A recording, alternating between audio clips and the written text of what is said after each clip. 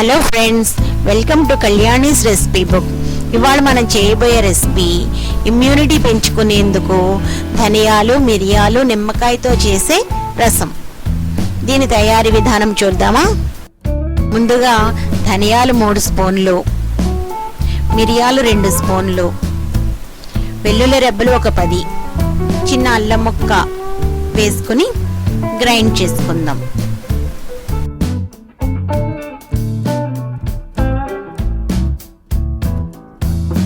ఇలా గ్రైండ్ చేసుకున్న పౌడర్ని ఒక గిన్నెలోకి తీసుకుందాం.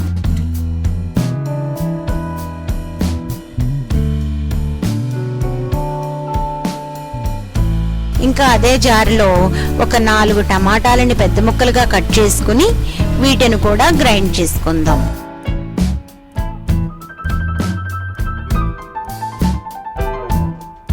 ఇలా కచ్చా పచ్చిగా గ్రైండ్ చేసుకున్న టమాటా పేస్ట్ని మనం పౌడర్ వేసుకున్న గిన్నెలోనే వేసుకుందాం.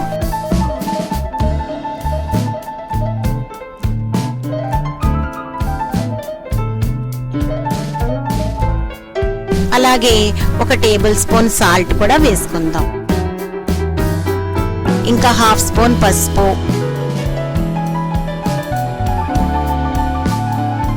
కొంచెం కొత్తిమీర,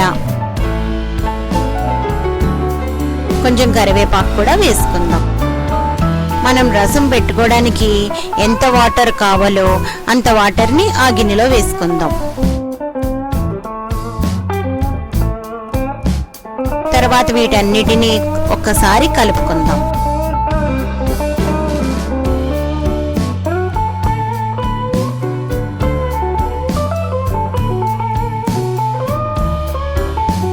ఇలా కలుపుకున్నాక ఆ గిన్నెని స్టవ్ మీద పెట్టి టమాటాలో ఉన్న పులుపు, మిరియాలు, ధనియాలు, వాటి అన్నిటి ఫ్లేవర్స్ ఈ రసానికి బాగా పట్టేదాకా ఒక 10 నిమిషాలు మరిగించాలి.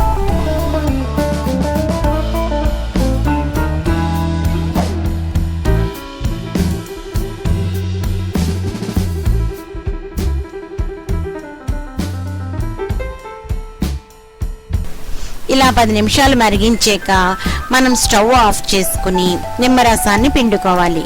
ఎప్పుడు కూడా స్టవ్ ఆన్ అయి ఉన్నప్పుడు నిమ్మరసం వేసుకోకూడదు. స్టవ్ ఆఫ్ చేసుకుని నిమ్మరసం వేసుకోవాలి. నేనైతే 1 కాయ నిమ్మరసం పిండుకున్నాను. తర్వాత మనం 2 స్పూన్ల ఆయిల్ వేసుకోవాలి. అందులో ఆవాలు, జీలకర్ర, మినప్పప్పు వేసుకుని తాలింపు వేసుకుందాం.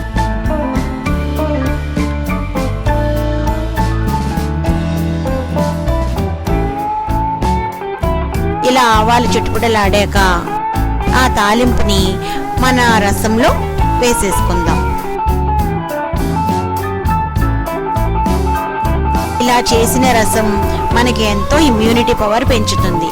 ఎందుకంటే మనం ఇందులో అస్సలు చింతపండు వాడలేదు. ఇప్పుడు మన ఇమ్యూనిటీ పెంచే నిమ్మకాయతో చేసిన రసం రెడీ.